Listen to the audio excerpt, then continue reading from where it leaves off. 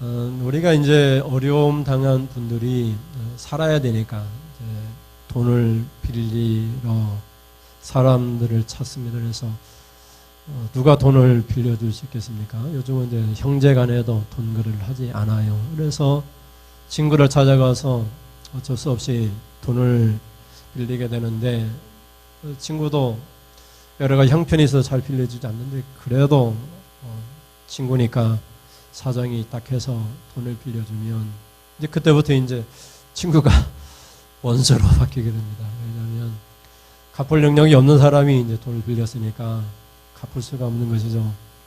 갚을 능력이 있으면 갚겠지만 갚을 능력이 없으니까 돈을 빌린 거예요. 뭐 투자를 잘해서 뭐 돈을 불리면 되겠지만 먹고 살기 힘들어서 돈을 빌렸으니까 먹고 나면 또 돈이 다 없어지니까 돈을 빌린 사람은 이제 갚을 능력이 없다 생각하면 돼요. 그래서 누군가 여러분에게 돈을 빌리면은 이 사람은 갚을 사람이 아니다 이렇게 생각하고 돈을 빌려주거나 받을 생각을 하지 말고 그냥 돈을 줘야 돼요.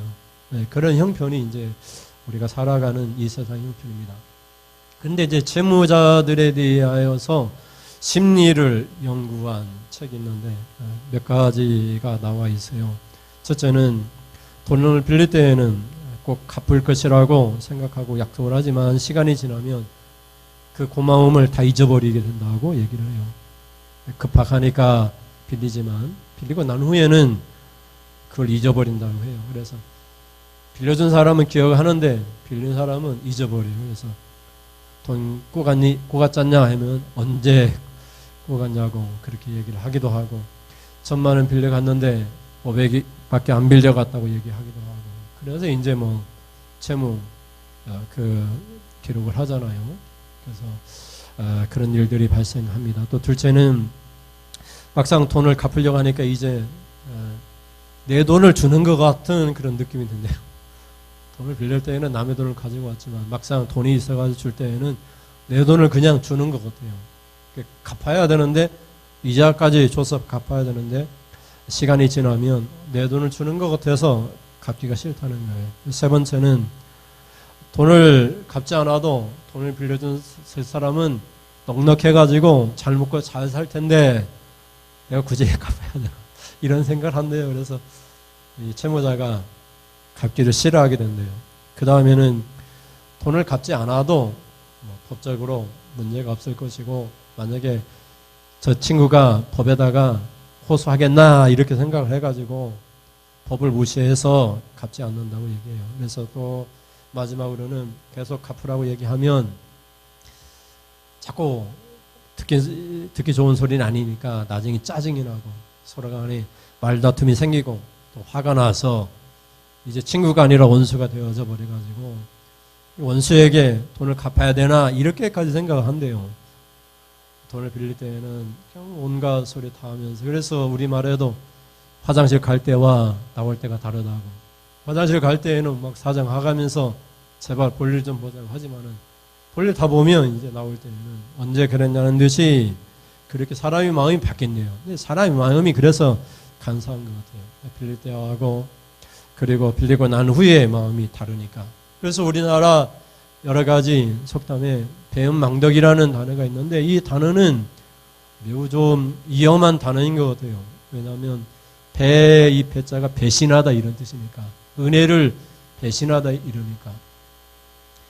그러니까 여러분 은혜를 잊어버리는 건 그것도 서운한 일이지만 은혜는 갚기는커녕 은혜를 잃어버리는 것으로 끝나는 것이 아니라 그 은혜에 대해서 배신을 하고 원수가 돼가지고 적이 돼가지고 온다면은 이것이 얼마나 어처구니 없는 일이겠어요. 그것이 배은망덕이라 이런 뜻입니다. 그래서 망은 잊어버린다 그런 뜻이니까. 그래서 은혜를 잃어버리고 오히려 배신한다 이런 뜻을 갖고 있다는 거예요.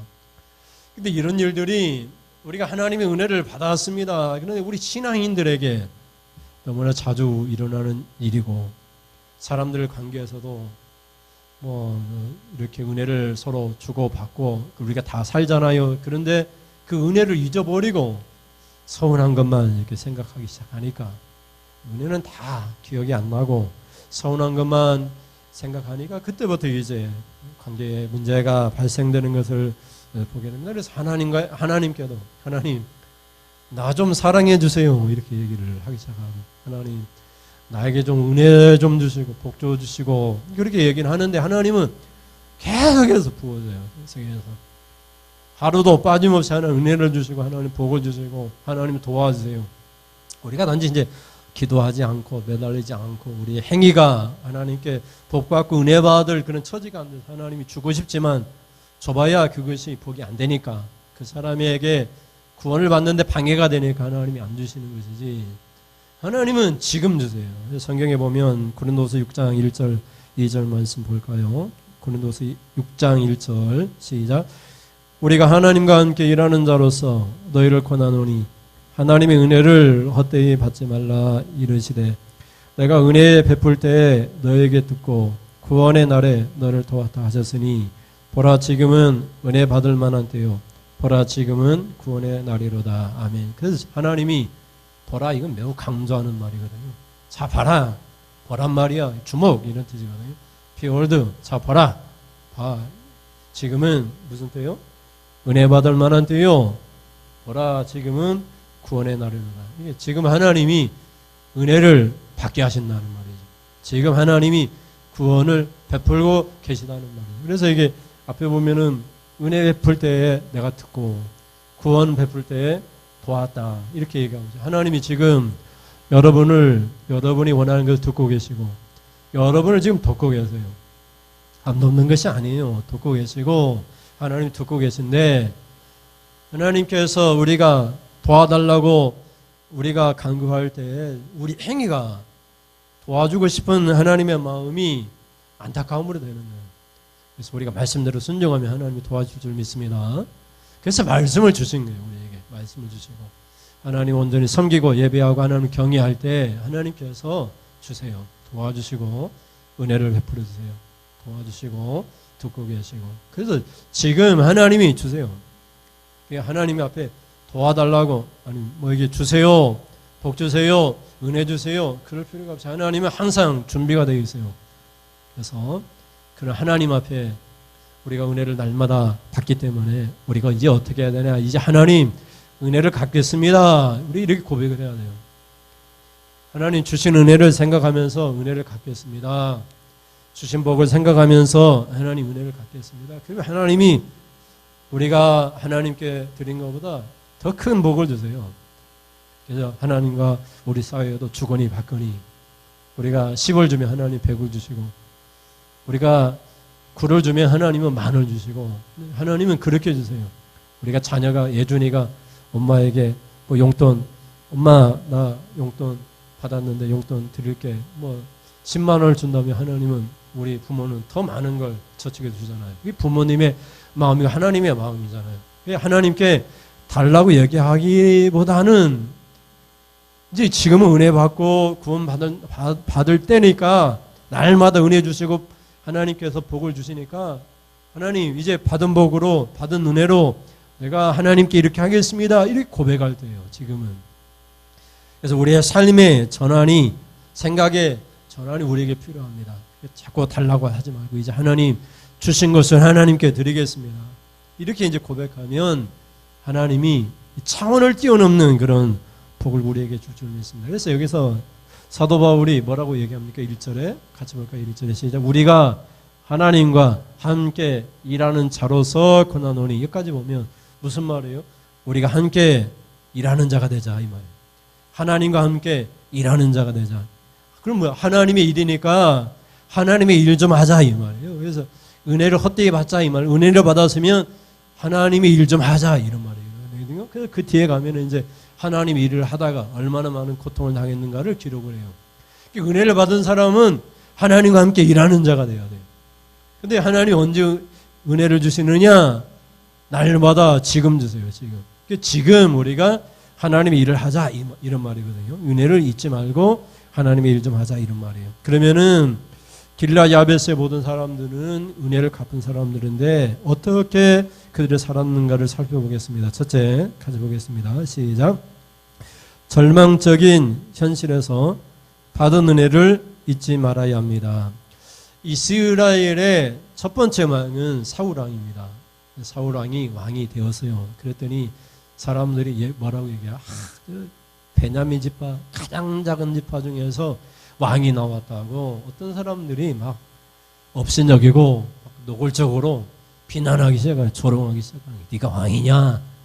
왕이 되면 이제 왕에게 가가지고 조공도 바치고 예물도 바치고 축하를 하고 그래야 돼. 축하는커녕 비난하기 시작했어요. 그래서 그런데도 사울이 처음에는 겸손해 있으니까 참고 또 참았어요. 사무엘상서 10장 27절 볼까요? 27절 시작. 어떤 불량배는 이르되 이 사람이 어떻게 우리를 구원하겠느냐 하고 멸시하며 예물을 바치지 아니하였으나 그는 잠잠하였더라. 사울이 왕이 되니까 모든 사람이 다 좋아한 것은 아니에요. 그래서 어떤 불량한 사람들은 사울이 어찌 이 나라 이 백성을 구원하겠느냐 하면서 사울을 조롱했어요. 예물을 바치지도 않고 그래 조롱했어요. 그래서 어떤 사람들이 이 사람들 어떻게 죽여버릴까요? 그랬더니 사울이 오늘은 좋은 날이니까 죽지 말라고 그렇게 얘기를 했어요. 근데 그때 사울이 왕이 되었는데 아직 힘이 없을 때 자기 백성들도 사울을 업신여길 때 암몬 사람들이 길르앗에 있는 길르앗 야베스라고 하는 사람들을 쳐들어왔어요. 근데 길르앗은 어떤 땅이냐면 요단을 건너기 전에 요단 동쪽에 있는 땅이에요. 요단 동쪽에 므낫세 반지파, 길르앗 지파, 그리고 이렇게 세 지파가 반지파씩 이렇게 그 지역을 차지하고 있었는데 그들이 이제 가나안 땅에 들어가지 않고 그 땅을 먼저 차지하고 그래 모세가 화가 났는데 가나안 땅에 들어가 가나안 땅을 다 점령할 때까지 우리가 남자들이 다 가서 싸우겠다고 그래까지 약속을 하고 가나안 땅 그 가나안 동쪽 요단강 동쪽에 있는 땅을 받았어요. 그 중에 한 지파인 것 같아요. 어떤 성경은 유다 지파에 속한 민족이라고도 얘기를 하고 길르앗에 있는 어떤 한 작은 그런 지파에 속한 그 지파 중에 어떤 한 후손이었어요. 길르앗 야베스라고 하는 그런 민족이 살고 있었는데 그 지역은 암몬 족속들이 원래 그 땅을 점령하고 있었거든요. 암몬과 모압 족속들이 살고 있었는데 그 암몬과 모압을 내쫓았잖아요. 근데 그 암몬 족속이 자기 땅이라고 길르앗 야베스 사람들을 침공해 왔는데 길르앗 야베스 사람들이 그냥 사이좋게 지내고 싶었어요. 야, 너나 우리나 이웃집이니까 좀 잘 우리가 행복하게 싸우지 말고 잘 살자. 그랬더니 이 암몬 족속들이 뭐라고 얘기하냐면 너희들 두 눈가를 다 뽑아버려야지 우리가 친하게 지낼 수 있다고. 그러니까 아주 모욕적이고 아주 경멸하는 말을 하기 시작했어요. 두 눈가를 뽑아버리겠다는 말은 우리가 너희를 완전히 초토화시키고 노예로 삼고 너희를 그냥 완전히 민족을 멸절시켜버리겠다 이런 각오를 가지고 쳐들어온 거예요. 그러니까 이 길르앗 야베스 민족들이 도움을 구해야 되는데 누구한테 찾아갔냐면 요단을 건너서 이스라엘 왕이 되었던 사울 왕을 찾아가게 된 거예요.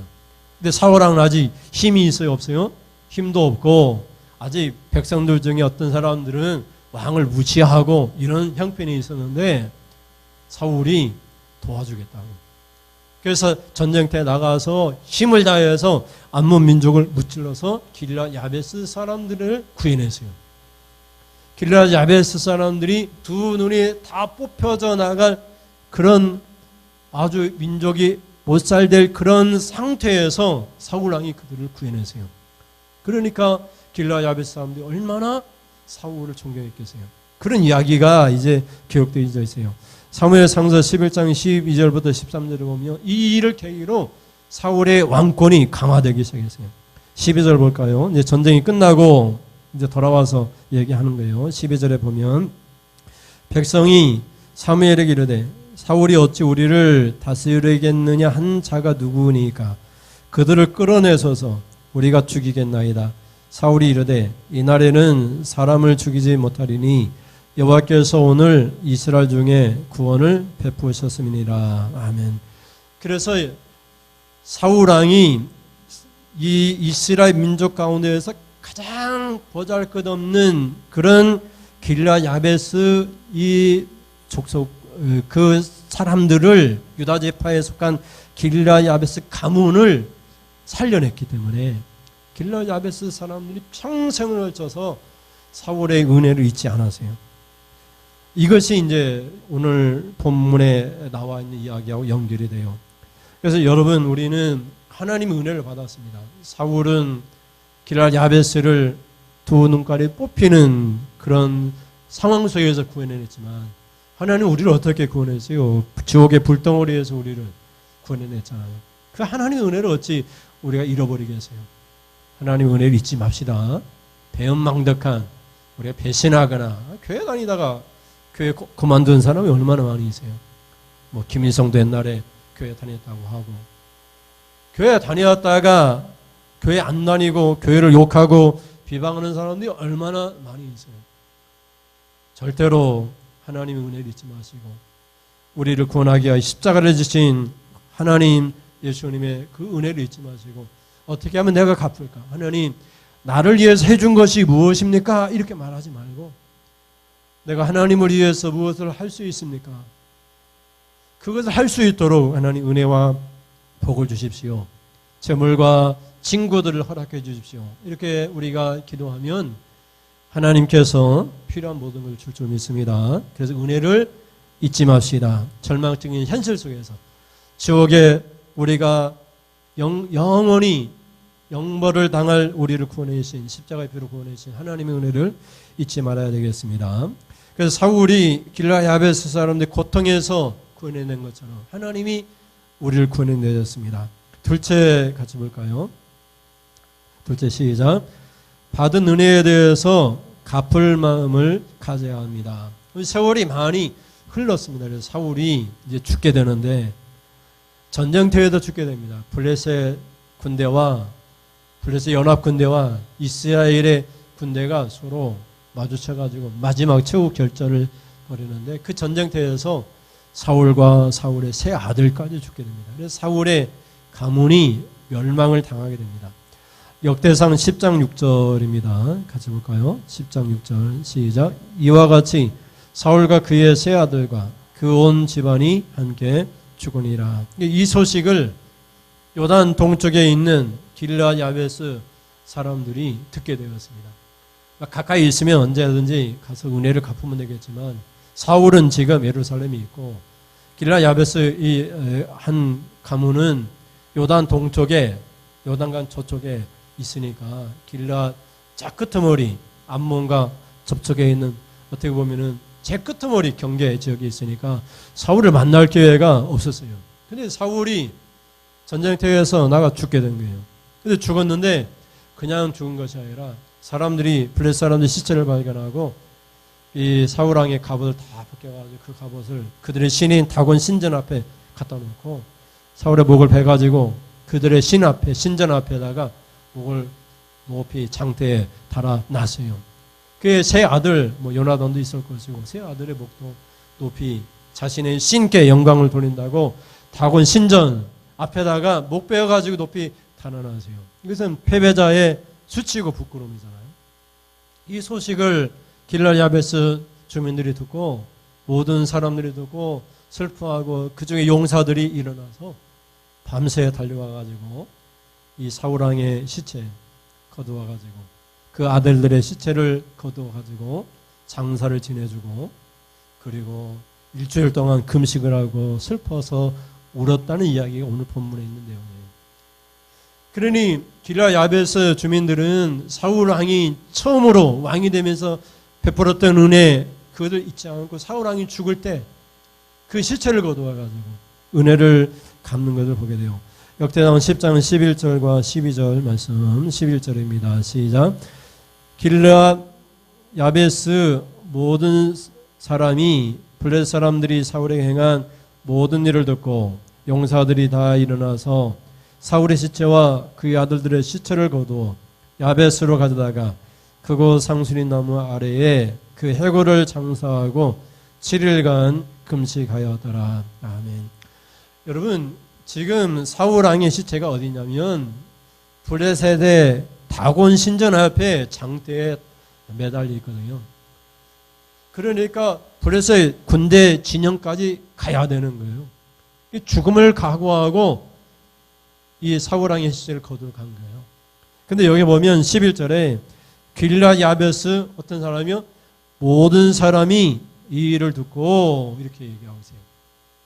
다 들었어요. 다 듣고 그리고 용사들이 일어나서 그 시체를 거두러 간 거예요.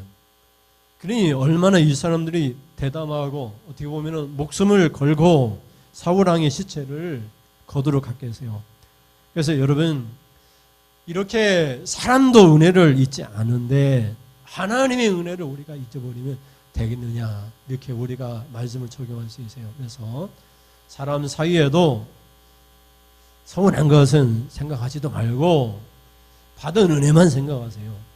길라 야베스 주민들이 사울왕이 은혜만 주고 나쁜 일 안 했겠어요. 근데 그건 다 잊어버리고 그들을 절망 가운데 구원해낸 사울왕의 은혜만을 생각하고 그 시체를 거두러 간 거예요. 언제나 그 은혜를 갚을까 생각했는데 왕이 그만 죽었다는 소식을 듣게 된 거예요. 그래서 너무나 슬퍼가지고 죽어서라도 사울왕이 비록 죽었지만 죽은 사람에게라도 은혜를 갚아야 되겠다 생각해서 그 시체를 거두어서 그 시체를 가져와서 상수리 나무 아래에다가 쉽게 얘기하면 가장 좋은 묘지를 만들어서 거기다 묵고 장사하고 7일간 금식까지 하면서 슬퍼했다는 그런 이야기예요. 그래서 하나님 우리 예수님의 십자가의 은혜를 생각하고 나를 위해서 십자가에 죽으신 하나님 예수님의 은혜를 생각한다면 우리가 언젠가는 갚아야지 이런 마음으로 살아야 되지 않겠습니까? 그런데 하나님께서 고린도서 6장을 통해서 하나님이 지금 은혜를 주시고 지금 하나님이 구원을 베풀어 주시니까 우리도 지금 하나님 앞에 은혜를 갚아야 되겠다 이런 마음으로 우리가 신앙생활을 하면 좋겠습니다. 그렇게 신앙생활을 할 수 있기를 바랍니다. 마지막으로 셋째 같이 보겠습니다. 셋째 시작. 선악을 따지지 않고 받은 바 은혜를 갚아야 합니다. 이러면 사울왕이 왜 죽었습니까? 전쟁터에서 죽었습니다. 어떤 블레셋 군대의 군인이 활을 쏴가지고 그 화살이 어떻게 해서 사울왕에게 맞아가지고 치명상을 입어가지고 사울왕이 이제 못 살겠다 싶어서 자기 칼을 앞에다 놓고 앞으로 처박혀서 그 칼에 꽂혀가지고 그래도 안 죽으니까 아말렉 사람 지나가는 군인을 불러다가 내가 아직 목숨이 붙어 있으니까 나를 죽여달라고 해서 아말렉 사람의 목숨을 끊어버리는데 그렇게 해서 죽었어요. 누가 죽였어요? 블레셋의 군인이 화살을 쏴서 죽었고 자기가 자살을 시도했지만 죽지 못한 가운데 어떻게 보면 죽었고 아말렉 군사가 죽였어요. 그런데 성경은 누가 죽였다고 얘기를 해요?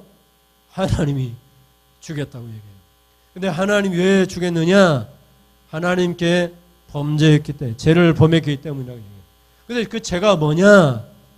두 가지인데 하나는 하나님 말씀을 듣지 않은 거고 또 두 번째는 하나님께 묻지 않고 하나님께 기도하지 않고 신접한 여인 무당을 찾아가 물었기 때문이라고 얘기해요. 우리가 쉽게 얘기하면 우리가 우리가 해가 바뀌어가지고 새해가 되어서 무당이나 점치러 갔다 이 말이에요. 하나님께 묻지 않고 하나님 말씀도 안 지켜서. 근데 우리는 어떻게 해요? 하나님 말씀을 안 지키는 거 그냥 대수롭게 여기지 않잖아요. 근데 그게 사울왕을 죽인 이유고 하나님께 죄 지은 이유라고 얘기하고 있어요. 하나님 은혜를 날마다 주고 하나님 날마다 구원을 베풀어 주고 싶은데 하나님 말씀을 듣지 않는 사람들에게는 은혜와 구원을 주지 않는다는 말이에요. 하나님께 범죄한 사람들에게 하나님이 도와주지 않는단 말이에요. 그리고 누구한테 기도해야 되느냐? 하나님께만 묻고 하나님 앞에 기도해야 되는데 사람에게 묻고 내가 어떻게 해야 됩니까? 또 신접한 여인이나 무당을 찾아가고 우상을 찾아가고 그러면은 하나님께 죄를 짓는 거라고 성경은 기록하고 있어요. 이 역대상은. 그래서 여러분 하나님께 은혜 받고 날마다 지금 구원을 여러분이 받고 싶으면은 절대적으로 하나님 말씀을 듣고 순종해야 돼요. 그리고 하나님께만 기도해야 돼요. 그게 하나님 앞에 칭찬 듣고 복 받는 일이에요. 하나님께 이 사울이 어떻게 범죄했는가를 기록해요. 13절 14절 볼까요? 13절 시작. 사울이 죽은 것은 여호와께 범죄하였기 때문이라. 그가 여호와의 말씀을 지키지 아니하고 또 신접한 자에게 가르침을 청하고 여호와께 묻지 아니하였으므로 여호와께서 그를 죽이시고 그 나라를 이시 아들 다윗에게 넘겨 주셨더라. 아멘. 그래서 여러분, 하나님 말씀은 지켜도 되고 안 지켜도 되는 것이 아니라 하나님 말씀을 지키지 않는 것은 죽음과 같은 일이에요. 우리 영도 죽고 우리가 하나님 앞에 죄 짓는 일이에요. 우리가 하나님께만 기도해야 돼요. 하나님께만 물어봐야 돼요. 사울이 얼마나 답답하게 했어요. 기도해도 응답이 없고 꿈에라도 안 나타나고 환상으로도 보이지 않고, 그리고 사울 왕이 선지자를 기다려도 선지자가 오지 않고,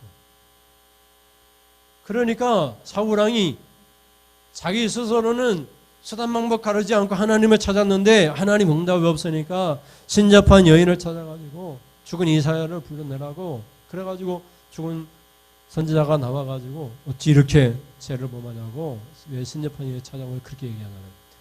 그러니까 범죄한 사람, 하나님 말씀을 듣지 않는 사람들은 하나님께서 듣지 않으세요. 성경에 뭐라고까지 얘기하냐면 네가 하나님 말씀을 듣지 아니하므로 나도 너를 버려 네가 더 이상 왕을 하지 못하고 다른 사람이 왕이 될 것이다. 내 마음과 내 뜻을 이루는 사람이 왕이 될 것이다. 이렇게까지 얘기하잖아요. 그러니까 하나님 말씀을 듣지 않는다. 그 순간부터 하나님도 우리 말씀을 듣지 않을 것이다. 하나님이 나를 버릴 것이다. 이런 그런 믿음을 가져야 돼요. 그래서 여러분, 하나님 말씀을 들었으면 내가 듣겠습니다. 도와주세요. 들을 수 있도록, 그리고 그 말씀을 지킬 수 있도록 도와주세요. 그리고 성령님이 도와주셔서 말씀을 지킬 때 복이 임하는 것을 우리가 보게 됩니다. 여러분, 미국의 대통령 존 F 케네디 대통령이 대통령 취임 연설을 했어요. 그 이야기 한번, 너무나 유명한 말씀인데 한번 화면 보면서 같이 읽어보겠습니다. 시작. 존경하는 국민 여러분, 국가가 여러분에게 무엇을 해줄 것인가 묻지 말고 여러분이 국가를 위해 무엇을 할 수 있는가를 물어보십시오. 그 다음에 존경하는 세계 시민 여러분, 미국이 여러분에게 무엇을 해줄 것인가를 묻지 말고 우리가 인류의 자유를 위해 무엇을 함께 할 수 있는가를 물어보십시오. 이 존 F 케네디의 취임 연설인데요. 여러분이 신앙생활 하면서요, 목사님이 왜 나한테 무엇을 해주지 않는가? 하나님이 나를 위해 뭘 해주지 않는가? 교회가 나를 위해서 뭘 해주지 않는가? 그래서 서운해하지 마시고 이전에 좀 생각을 좀 바꿔가지고 하나님은 지금 은혜를 베풀고 지금 구원을 베풀고 있으니까 우리가 말씀을 지키면 은혜 주시고 구원을 베풀으세요. 우리가 말씀을 짓고 하나님께만 물으면은, 하나님께만 기도하면 하나님은 주세요. 우리 아버지시니까. 자녀들이 구하는 걸 다 주세요. 말씀 안 지키고 아무리 때를 써도 하나님이 안 주세요. 그냥 말씀을 지키시고, 어떻게 하면 말씀을 지킬 수 있습니까? 말씀이 뭡니까?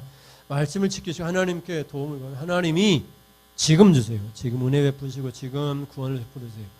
은혜 받을 때 하나님 듣고 계시고 구원의 날에 도왔다 얘기하시니까 하나님 반드시 주세요.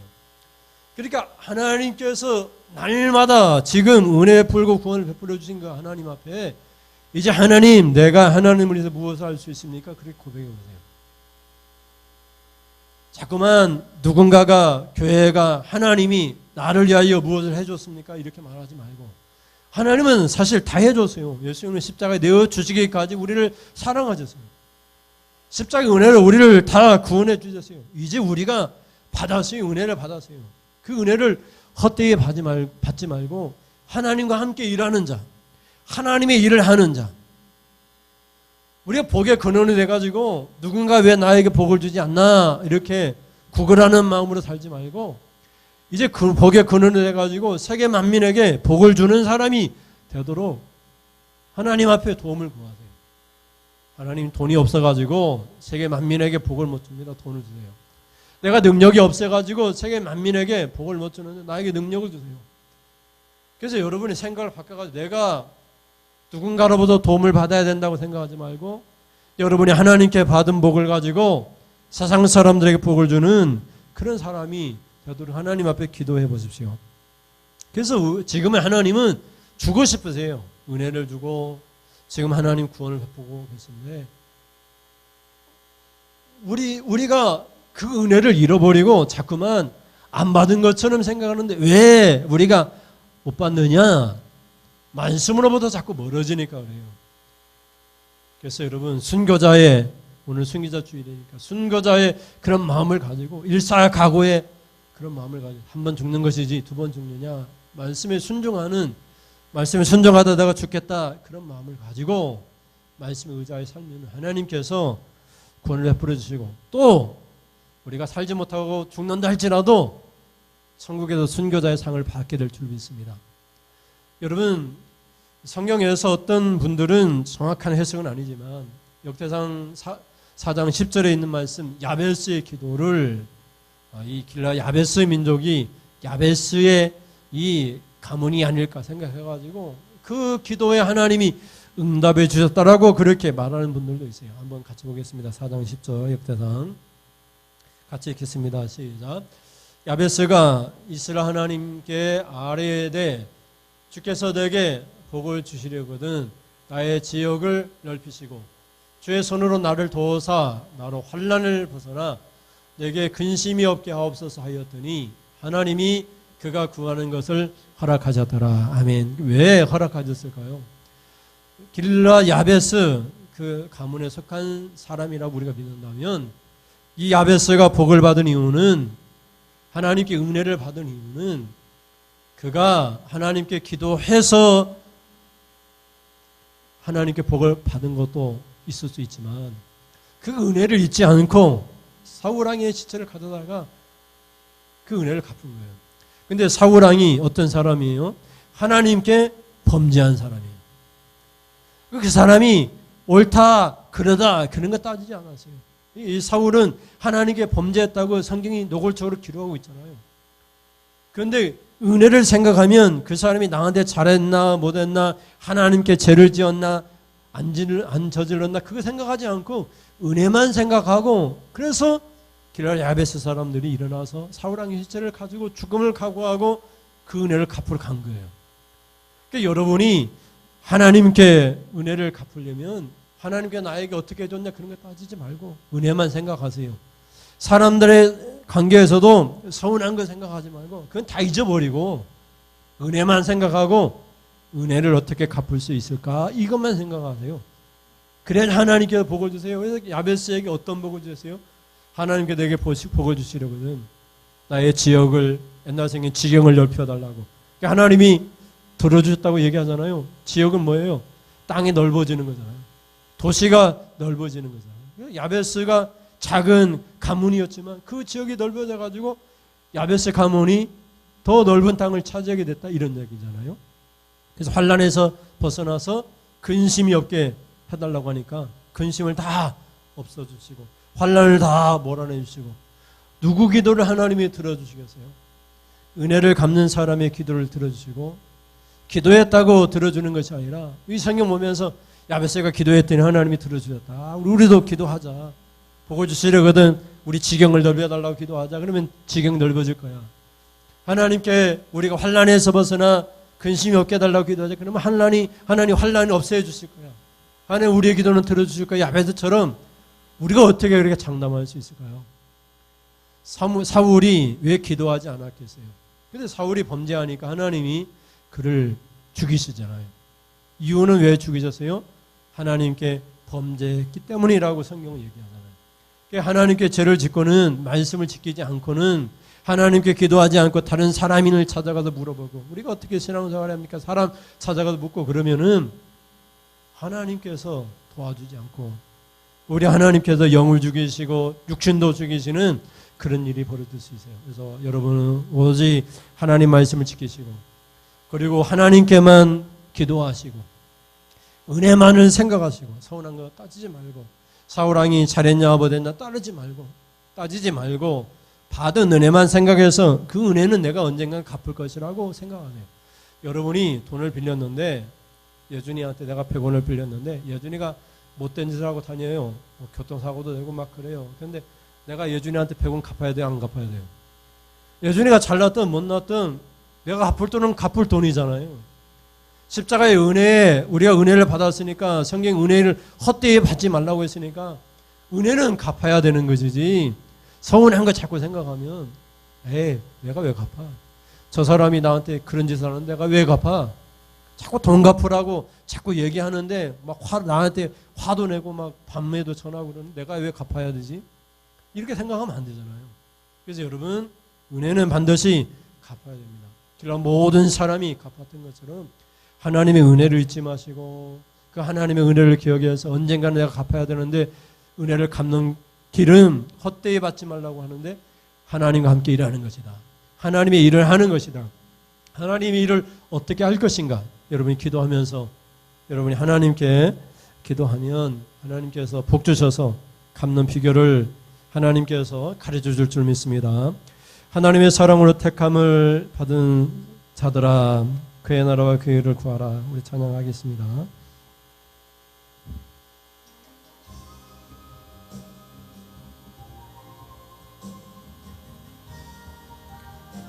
그의 나라와 그의 의를 구하겠습니다. 하나님의 사랑을 하나님의 사랑으로 택함을 받은 자들아 너희는 먼저 하나님의 나라와 하나님의 의를 구하라. 그리하면 복을 주십니다. 그리하면 하나님의 사랑을 하나님의 구원을 하나님의 영생을 하나님의 천국을 하나님의 축복을 너희에게 더하시리라.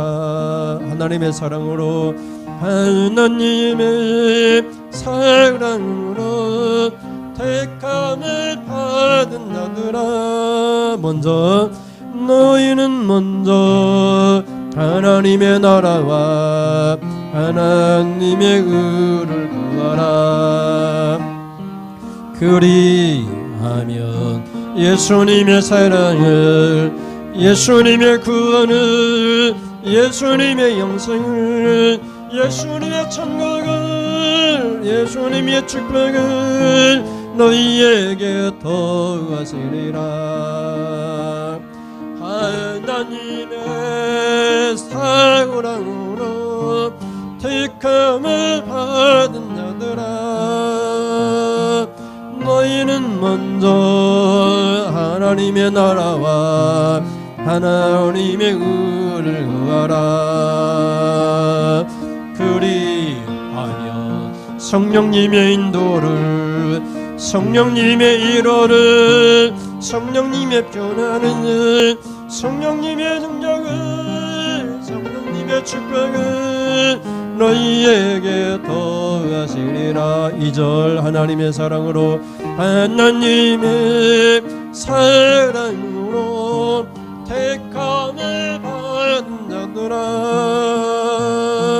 너희는 먼저 하나님의 나라와 하나님의 의를 구하라. 그리하면 예수님의 사랑을 예수님의 구원을 예수님의 영생을 예수님의 천국을 예수님의 축복을 너희에게 더하시리라며 하나님의 사랑으로 택함을 받은 자들아 너희는 먼저 하나님의 나라와 하나님의 의를 구하라. 그리하면 성령님의 인도를 성령님의 일호를 성령님의 변화를 성령님의 능력을 성령님의 축복을 너희에게 더하시리라. 아멘. 기도하겠습니다. 하나님 감사합니다. 사울이 처음에는 왕이 되었을 때 힘도 없었지만 자기 민족 가운데 가장 약하고 변방 지역에 있었던 요단 동쪽에 길랄 야베스 하나님 가문이 이태할 때 이런 하나님 다른 민족에 의하여서 두 눈깔이 뽑힐 지경이 있을 때 그들의 도움을 구할 때 하나님 힘이 없음에도 불구하고 그들을 도와 하나님 암몬 백성을 무찌르고 그들을 구해냈더니 사울이 죽어 목에 잘려 하나님께 범죄하여 죽어 목에 잘려 하나님께 버림받았을지라도 전쟁터에 하나님 머리가 잘려 장대에 달려 있을지라도 길랄 야베스 이 가문은 사람에게도 범죄한 사울에게도 그가 베풀었던 은혜를 잃지 아니하고 죽음을 가하고 달려 그 시체를 가져다가 장사하여 7일 동안 금식에까지 했으므로 이것이 오늘날 우리 교훈이 되고 이 말씀이 또한 하나님의 은혜를 헛되이 받지 말라고 하나님의 은혜는 지금 내리는 것이니까 하나님의 구원은 지금 내리는 것이니까 하나님이 지금 듣고 지금 도와주시는 것이니까 날마다 말씀을 지키고 하나님을 경외하고 예배하고 살아가면 하나님이 날마다 은혜 베풀고 구원을 베풀어 주니까 그 은혜를 받아서 하나님의 일을 함께 하는 사람이 되고 싶다고 그런 하나님의 일을 하는 자가 되어야 된다고 성경이 우리에게 가르치고 있으니 이제 하나님 날마다 은혜 받고 날마다 구원을 받아 하나님 말씀에 순종하고 하나님 앞에만 기도하여 하나님의 은혜 받고 하나님의 복을 받고 구원을 받아 하나님 그 받은 복, 그 받은 은혜 세계 모든 민족에게 베풀면서 살아가는 복의 근원이 되어 많은 사람에게 복을 끼치는 하나님의 나라와 하나님의 의를 구함으로 그리하여 하나님께 복을 받고 하나님께 은혜 받고 그래서 우리의 지경이 넓혀지고 환난에서 벗어나 근심이 없게 되는 역사가 일어나 하나님께 우리의 기도를 들어주셨다라고 고백하는 야베스의 기도처럼 길랄 야베스의 민족의 축복을 우리가 받게 되는 은혜 받는 은혜로만 살아가는 우리 모든 성도들이 될 수 있도록 하나님 인도하여 주시옵소서. 범죄한 사울을 생각했다면 저렇게 하나님께 죄를 짓고 어떻게 우리가 은혜를 갚아야 되나 그렇게 서운한 것을 생각하면 은혜 갚을 일이 없지만 서운한 것 다 따지지 않고 받은 은혜만을 생각해서 받은 은혜는 갚아야 되겠다 이런 믿음으로 하나님 날마다 은혜로만 살아가게 하여 주옵소서. 하나님 예배하면서 하나님 주님 앞에 주신 하나님 귀한 제물 하나님 11조 예물을 드립니다. 하나님 건축 선교 하나님 차량 예물을 드립니다. 매주 정하여 추정 예물을 드립니다. 하나님 수고하여 하나님 얻은 것 중에서 주신 것 중에서 구별하여 거룩히 하나님 앞에 이 예물 드리오니 하나님께서 기뻐 받으시고 아낌없이 복을 주시되 물질의 복을 주시고 건강의 복을 주시고 가정이 잘 되는 복을 주시고 특별히 하나님 사랑하는 남편 자녀들 예수 믿게 하시고 하나님 그 자녀들이 잘 되어 자녀 때는 날마다 웃을 일만 일어나게 하셔서 아브라함이 이삭을 낳고 웃었던 것처럼 행복한 가정, 멋진 가정, 만대까지 하나님 은혜를 받는 복된 가정 되도록 하나님 인도하여 주시옵소서. 자녀들의 꿈이 이루어지고 그들이 바라는 소원들이 이루어지므로 하나님의 의를 하나님 말씀을 드러낼 의의 면류관이 다 되어지는 멋지고 아름다운 존경받는 우리의 자녀들 될 수 있도록 하나님 인도하여 주시옵소서. 더운 여름날 피곤하고 지친 우리의 육신의 몸 주님 하나님 만져주셔서 피곤하지 않도록 강건함으로 붙들어 주시옵소서. 날마다 예배할 때마다 예배의 기쁨 신앙생활하는 행복 하나님 날마다 주셔서 이것이 우리의 간증이 되고 우리 행복이 되게 하여 주시옵소서. 하나님 우리의 가정들 하나님 흩어져 있는 우리 자녀들도 있고 우리 부모들도 있고 하나님 기억하여 주시옵소서. 육신의 질병 가운데 고통당하는 부모도 있고 치료하여 주옵소서. 고쳐주옵소서. 깨끗이 낫게 하여 주옵소서. 주님 부르실 그날까지 건강 가운데 예배하며 살다가 하나님 천사들의 들림받고 하나님 보좌에 앉게 되는 축복을 허락하여 주시옵소서. 날마다 신앙생활할 때마다 기쁜 일만 좋은 일만 일어나게 하여 주시옵소서. 평탄한 길 형통한 길을 우리 앞길에 활짝 열어 주시옵소서. 이 삶은 예수님의 이름으로 기도드립니다. 아멘. 하나님 아버지, 지금은 말씀을 듣고 은혜를 갚는 사람 되게 했습니다. 하나님, 어떤 일이 있어도 하나님 말씀을 지키고 하나님께만 기도하여 하나님께 범죄하지 아니하고 도리어 하나님의 은혜를 지금 받고 하나님의 구원을 지금 받은 은혜, 받은 구원 남한테 베풀면서 살아가겠습니다. 결단하며 돌아가는 사랑하는 성도님들 머리머리에 우리 주 예수 그리스도의 은혜와 하나님 아버지 그 크신 사랑하심과 우리 예수 그리스도의 십자가의 은혜와 성령님의 지금도 우리를 하나님 그와 같이 버려두지 아니하시고 함께 하셔서 우리를 가르치시고 인도하시고 또 충만케 해주심이 지금으로부터 영원 무궁토록 함께 있을지어다. 아멘. 하나님 영광 받으시옵소서. 하나님, 우리 가운데 하나님 임하여 주셔서 우리 성도들에게 복의 복을 다하여 주시옵소서. 하나님, 우리가 비록 하나님 은혜를 잃지 아니하고 살겠습니다 결단했지만 은혜로만 살아가도록 도와주옵소서. 이상으로 예배를 마치겠습니다. 감사합니다.